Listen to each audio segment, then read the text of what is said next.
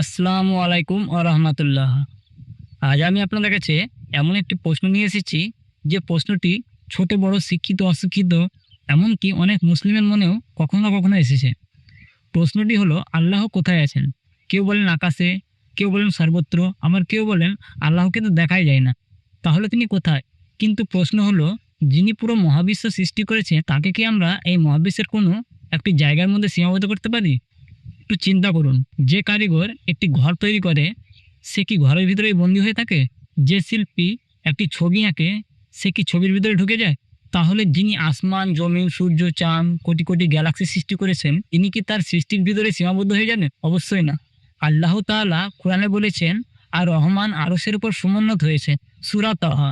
এখানে আল্লাহ আমাদের জানিয়ে দিয়েছেন যে তিনি তার মহিমা অনুযায়ী আরশের উপর আছেন।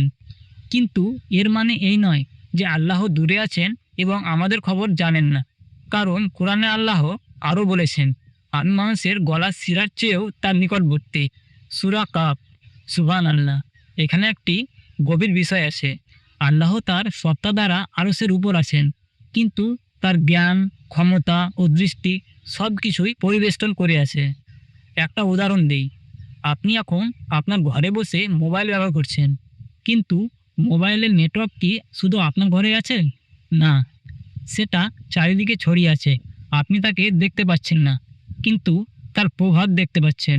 তাহলে যিনি নেটওয়ার্ক সৃষ্টি করেছেন, বিদ্যুৎ সৃষ্টি করেছেন, পুরো মহাবিশ্ব সৃষ্টি করেছেন, তার ক্ষমতা কত বিশাল হতে পারে। আর একটা কথা ভাবুন, একটি মাছ যদি সাগরের মধ্যে জন্ম নেয়, বড় হয় এবং সাগরের মধ্যেই মারা যায়, তাহলে যদি তাকে জিজ্ঞেস করা হয় সাগর কোথায়, সে হয়তো উত্তরই দিতে পারবে না। কারণ সে সবসময় সাগরের মধ্যে আছে।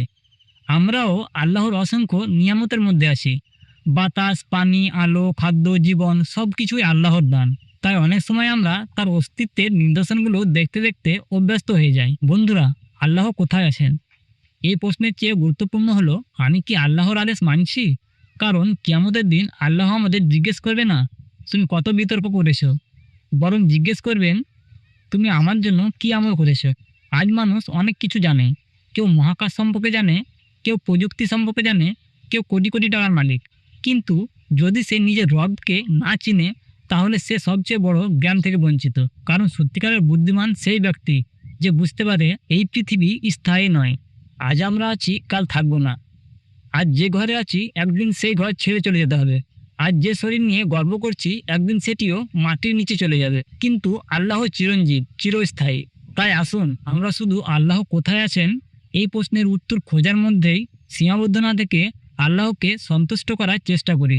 নামাজ পড়ি, কোরআন তিলাওয়াত করি, মা বাবার খেদমত করি। কারণ যে ব্যক্তি আল্লাহর দিকে এক কদম এগিয়ে যায়, আল্লাহ তার প্রতি রহমতের দরজা খুলে দেন। আল্লাহ তাআলা আমাদের সবাইকে সঠিকভাবে তাকে জানার, বোঝার এবং তার পথে চলার তৌফিক দান করুন। আমিন। আসসালামু আলাইকুম ওয়া রাহমাতুল্লাহ ওয়া বারাকাতুহু।